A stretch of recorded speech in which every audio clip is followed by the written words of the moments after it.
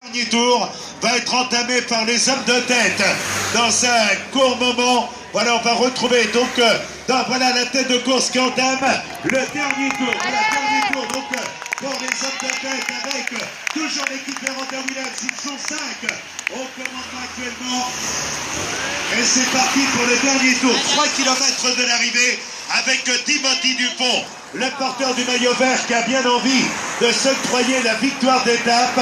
Le passage devant nous également du prometteur Camille Guérin, donc qui va terminer ce Tour de Normandie, une épreuve longue d'une semaine sur un peu plus de 1000 km. Parti de 40 ans avec la victoire de Loucalis, arrivé à Forges-les-Eaux avec la victoire de Timothy Dupont, arrivé à Elbeuf avec la victoire d'Olivier Pardini de l'équipe Wallonie-Bruxelles, arrivé à Argentan avec un deuxième succès pour Timothy Dupont, Bagnoles de l'Orne et la victoire française de Benoît Siner.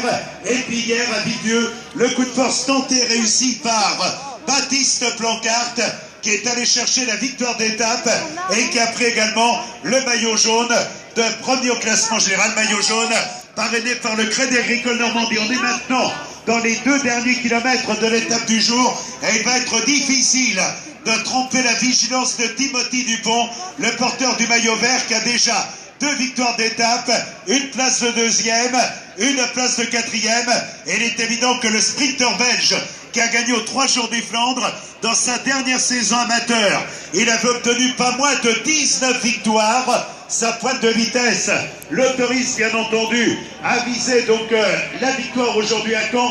Déçu hier, il n'a terminé que 2e. Il avait chuté à une quinzaine de kilomètres de l'arrivée et à la faveur d'un très gros effort, il était revenu dans le peloton et a gagné le sprint du peloton. Mais entre-temps, un certain Baptiste Plancarte avait porté une bien belle attaque, réalisant un